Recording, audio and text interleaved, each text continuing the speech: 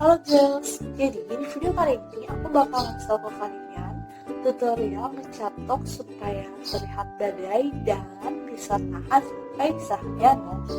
Pasti kepo kan?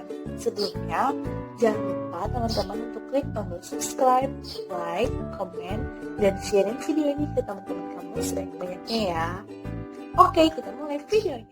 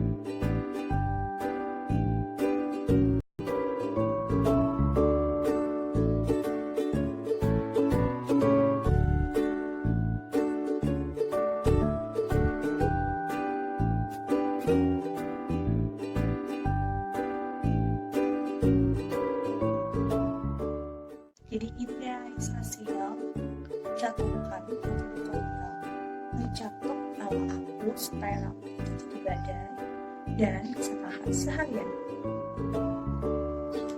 Badai banget ya sih.